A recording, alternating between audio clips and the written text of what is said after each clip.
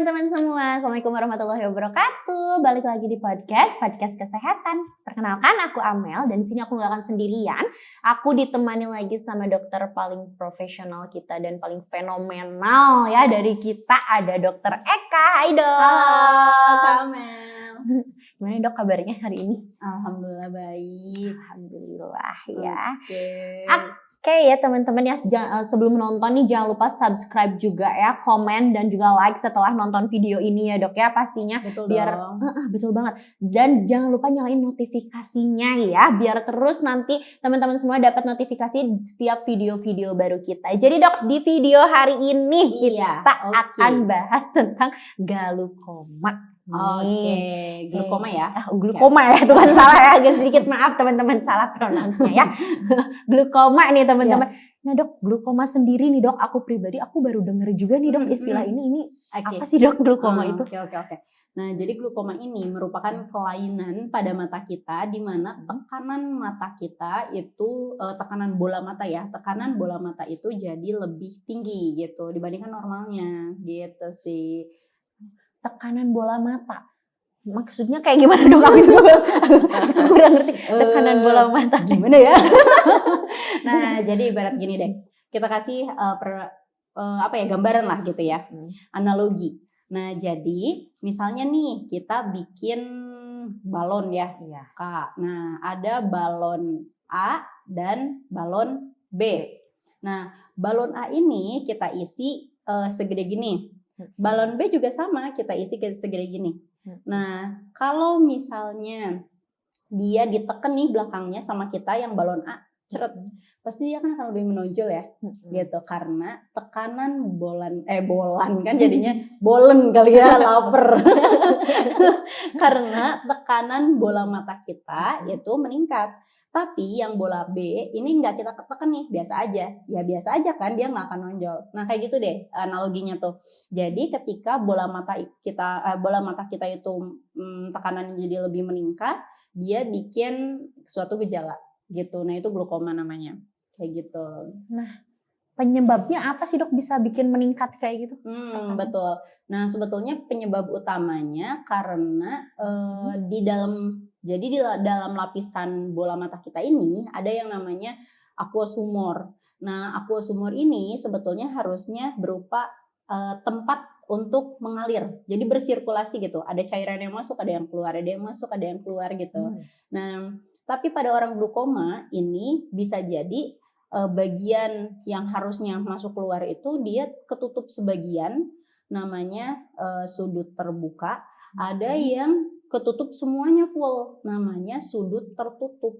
Nah itu jadi itu adalah jenis glukoma. Ada yang sudut terbuka, ada yang sudut tertutup gitu. Nah tapi faktor resikonya apa aja? Banyak banget gitu ya, faktor resikonya banyak banget. Biasanya karena suatu penyakit tertentu ya sebelumnya, kayak misalnya diabetes, hipertensi, penyakit jantung gitu ya, atau misalnya usia, nah itu menjadi faktor resiko dari glukoma itu sendiri. Atau obat-obatan nih jangka panjang gitu ya, nah ini juga bisa menjadi penyebab dari glukoma gitu.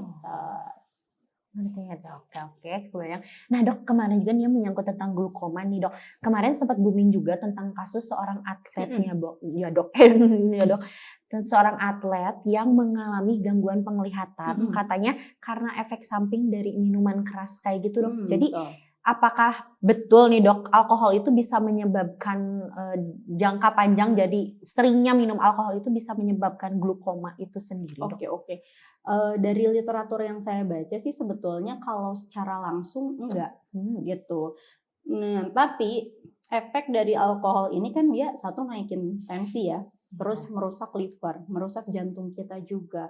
Terus selain itu juga efek jangka panjang dari alkohol, dia merusak syaraf-syaraf gitu, dan termasuk salah satunya syaraf di mata. Nah sehingga ini sebetulnya yang menjadi pemicunya gitu. Tapi kalau dari alkoholnya sendiri secara langsung tidak kalau dari literatur. Nah jadi yang lebih membuat ini kenapa bisa sampai glukoma karena alkohol ini meningkatkan tensi gitu ya. Nah berarti kalau tensinya meningkat bisa jadi faktor resiko ke arah glukoma gitu, atau merusak syaraf-syaraf optiknya gitu, sehingga dia merusak juga nih bagian matanya. Kalau udah rusak matanya kan ada kemungkinan ya untuk di matanya tuh jadi nggak seimbang nih tekanannya. Nah pada akhirnya ya jadi glukoma juga gitu. Jadi lebih ke berkesinambungan sehingga Iya menghasilkan betul, glukoma gitu iya ya. betul banget. Tapi ya yang namanya alkohol ya tetap gak baik ya gitu. Jadi ya jangan mengkonsumsi alkohol karena banyak efek ya tidak baiknya lah untuk tubuh kayak gitu. Jangan dekati alkohol tuh ya teman-teman. Terus dok ya mengenai itu juga glukoma sendiri dok, itu tuh kan terjadinya karena pasti ada faktor pendorongnya juga ya. Yeah. Nah si faktor pendorong itu bisa dicegah nggak sih dok? Ada nggak sih ya, cara betul. mencegah glukoma itu? Nah sebetulnya pencegahannya adalah yang pertama sering cek kesehatan mata kita. Nah kenapa? Karena biar kita tahu nih resikonya itu ada atau enggak. Ketika ada tekanan di bola mata kita meningkat, kita bisa tahu secara cepat gitu loh. Nah, dan sangat dianjurkan untuk yang berusia lebih dari 65 tahun ngecekinnya itu per 1 sampai 2 tahun sekali gitu dicekin. Nah, tapi kalau yang di bawah 40 tahun setidaknya per 5 sampai 10 tahun lah dicekin matanya gitu. Untuk tekanan bola matanya itu. Kayak gitu. Jadi pencegahannya sebetulnya itu, dan tentunya mencegah agar tidak terkena penyakit-penyakit yang bisa menyebabkan dari tadi glukoma ya. Kayak misalnya darah tinggi gitu kan. Nah, pencegahannya ya jangan sampai nih kena darah tinggi. Gimana? Ya tetap harus pola hidupnya sehat, olahraga, hindari makanan yang terlalu asin, jangan begadang gitu kan. Tetap sih balik lagi ya ke pola hidup kita yang harus tetap sehat gitu. Karena kalau pengen sehat ya polanya ya harus sehat juga gitu. Aduh, jadi agak merasa tersinggung gitu. Nah, dok, kalau misalkan kayak pencegahannya ya itu kita harus gaya hidup sehat, terus ada cara cek mata juga gitu ya. Kalau misalkan nih dok, ini nauzubillah min zalik ya Allah yang jauh gitu ya. Kalau misalkan gitu kita kena, tapi kita tahu sejak dininya itu dari mana gitu? Pengetahuan kita sejak dini. Oh ya, betul. Mungkin kita juga bisa ngerasain ada gejala lah gitu ya. Gejalanya kayak gimana sih gitu kan ya. Nah, satu gejalanya biasanya lebih ke mengeluhkan kalau dari mata pandangannya buram. Terus kayak nyeri di area mata. Terus selain itu sering sakit kepala gitu. Apa ngerasa? Kayaknya agak takut ya ini. Jadi biasanya ya mual, muntah gitu ya karena tekanannya meningkat. Nah, kadang kalau misalnya udah di tahap yang glukomanya itu lumayan gitu ya, lumayan parah, kayak matanya tuh lebih besar gitu. Kayak apa ya? Tidak pada normalnya lah gitu ya. Karena kan beda ya. Kayak misalnya mata yang tidak glukoma sama mata yang glukoma yang tekanannya udah meningkat tuh jadi kayak lebih menonjol gitu. Karena kan tekanannya lebih besar di dalam. Nah, kalau misalkan nih dia ada seorang yang kena glukoma, terus apa sih dok yang nggak boleh gitu, yang nggak boleh? Misal kayak jangan kamu dong ya. Jadi misal ini orang ini kena glukoma, terus dia nggak boleh kena sinar matahari kah? Atau misal dia itu nggak boleh gini lah, nggak boleh itulah. Nah itu ada pantangannya nggak sih dok? Oke. Nah sebetulnya kalau kena sinar matahari sendiri, memang kalau orang glukoma tuh jadi gampang kesilauan. Nah kayak kita nih kayak gini mungkin bakal silau sih ya. Nah jadi lebih gampang kesilauan. Nah sehingga untuk mengantisipasinya boleh menggunakan kacamata yang berwarna gelap ya, agar menghambat dari sinar itu sendiri supaya nggak kesilauan. Nah soalnya kan lumayan ya, apalagi kalau misalnya lagi berkendara misalnya. Nah itu kan bahaya juga ya. Nah tapi apakah boleh berkendara? Ya sebaiknya kalau misalnya memang gangguan matanya dirasa udah sangat cukup mengganggu ya sebaiknya enggak ya untuk keamanan gitu. Lebih baik ya disetirin orang sih gitu ya. Meskipun gak glukoma juga paling enak disetirin sih dok sebenarnya. Iya bener juga sih. Ya uga ya. Nah dok, kalau dari sudut pandang orang glikomanya sendiri, glukomanya sendiri dia melihat dunia itu kayak gimana sih, melihat dunia nggak sih ya? Kayak pandangan dia terhadap sekitarnya itu kayak gimana dok? Adakah yang berbeda gitu? Pandangannya terhadap sekitar ya? Terhadap dunia. Ya. Nah jadi sebetulnya sih yang terlihatnya tadi buram, pandangannya buram gitu. Kalau misalnya kena sinar matahari berlebih ya kayak orang kesilauan aja. Kayak kita kesilauan misalnya lampu yang benar-benar nyorot banget, nah itu kan silau ya. Nah kayak gitu sih sebetulnya. Nah jadi ya rasanya penglihatannya tuh buram atau enggak, kalau misalnya ada cahaya yang terlalu berlebih ya silau gitu. Kayak gitu. Jadi ya memang harus disyukuri ya apapun itu ya, karena sehat tuh sangat mahal ya gitu. Dirasa sangat mahal gitu kan. Ketika udah sakit kerasa banget, oh iya ya ternyata waktu sehat tuh nggak bersyukur ya kalau bener. suatu hal yang kayaknya tuh kayak daily banget kita bisa ngeliat, bisa ngedip kan, bisa meneteskan air mata gitu kan. Itu sangat hal yang harus disyukuri ya teman-teman. Jadi cara bersyukurnya adalah kita harus jaga kesehatan kita. Itu loh cara bersyukurnya. Oke. Teman-teman kan, oh iya dok ya. Aku juga pernah dengar nih beberapa pendapat yang menyatakan bahwa diabetes, orang-orang pengidap diabetes ini rentan terhadap glukoma itu sendiri. Apakah benar dok itu? Iya betul banget. Nah kenapa? Karena jadi kelebihan gula di dalam tubuh kita itu salah satu efeknya merusak tadi syaraf. Nah dan salah satunya adalah syaraf optik atau namanya retinopati diabeticum. Nah jadi terjadi retinopati dan salah satu retinopati ini yang disebabkan karena diabetes yang meningkatkan faktor resiko glukoma gitu. Jadi sebetulnya kenapa pada penderita diabetes itu harus cek ke dokter mata ketika ada mata buram, atau misalnya harus cek ke dokter syaraf kalau ada kesemutan gitu ya, atau misalnya ada hal-hal yang terganggu seperti perkemihan dan sebagainya. Nah biasanya karena memang komplikasi dari diabetes ini 1 ke mata, 2 ke syaraf, 3 ke ginjal dan juga jantung gitu. Jadi banyak banget komplikasi diabetes. Nah maka dari itu teman-teman yang sedang berusaha berjuang dengan diabetesnya tetap kuncinya adalah stabil dari gula darahnya itu sendiri agar tidak terjadi komplikasi yang lebih cepat gitu. Jadi memang kuncinya ya harus stabil gulanya gitu. Stabil dari gulanya. Nah dok, jadi agak melenceng sedikit ya.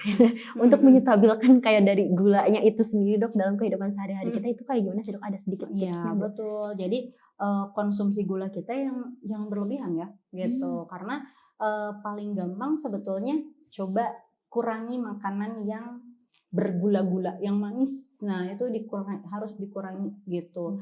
Karena kita punya batas maksimal sebetulnya kan tubuh itu.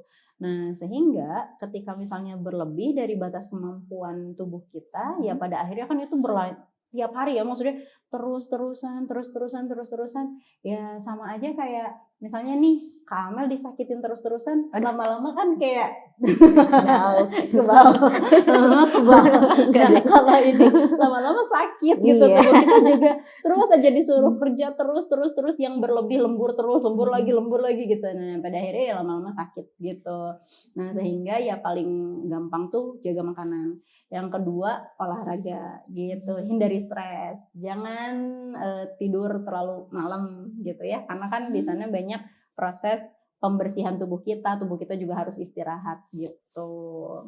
Tidur juga ngaruh ya dok ke gula darah, aku baru tahu dok. Betul, ngaruh banget. Kalau misalnya kita makan malam, terus makan malamnya terlalu malam banget gitu dok, terus kita langsung tidur, itu ngaruh juga ke gula darah. Katanya kalau misalnya kita boleh makan malam, cuman makan malamnya tuh jangan nasi gitu. Katanya kayak gitu. Martabak gitu.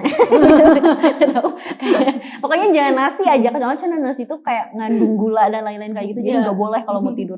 Oke ya sebetulnya betul, nasi itu mengandung gula, terutama nasi putih ya, dia banyak gulanya gitu. Nah tapi tepung juga dia banyak gulanya gitu. Jadi kayak misalnya tadi martabak misalnya ya, atau makanan malam tuh apa ya biasanya tuh ya, mie. Nah itu juga sama kan dari tepung gitu. Jadi banyak gulanya walaupun dia tidak manis ya, tapi tetap mengandung gula gitu. Jadi ya begitu ya teman-teman, jaga kesehatannya ya. Betul tuh teman-temannya. Jadi itu tentang gula darah malam-malam itu gara-gara makan nasi itu mitos ya teman-teman. Suka banyak banget dok itu anggapan kayak gitu, kayak orang tua zaman dulu kan suka kayak gitu. Nah dok, kita balik lagi nih ke topik intinya ya, tentang glukomanya dok. Gimana nih dok cara, selain dari yang tadi dokter sampaikan dengan cara kita rutin periksa mata, jaga pola hidup, pola makan kayak gitu, dan ada nggak sih dok ajakan yang paling ayo dong gitu kan, kadang orang-orang tuh kayak aku sendiri nih kayak buat periksa mata tuh kayak udah nggak apa-apa ini gitu ya kak, masih bisa ngelihat juga sih, nggak usah gitu kan. Nah dok gimana dok biar sadar di situnya kita biar mau pergi ke dokter buat cek mata kayak gitu. Sadar. Nah jadi hipnotis ya. Nah jadi ya betul ya, sebetulnya kesadaran itu datang ketika pola pikir kita yang sudah berubah ya. Nah ketika kita ngerasa udah butuh banget sehat, kita bakal tanpa disuruh pun, tanpa disadarkan pun pasti akan mau melakukannya gitu. Karena pola pikir kita sudah jauh lebih sehat gitu. Nah, jadi yang pertama kali sebetulnya berubahlah tentang pola pikir sehat. Mungkin ada banyak orang juga yang berpikir gini loh. Kan hidup tuh cuma sekali. Kenapa nggak dinikmatin aja? Gitu kan? Benar banget dok.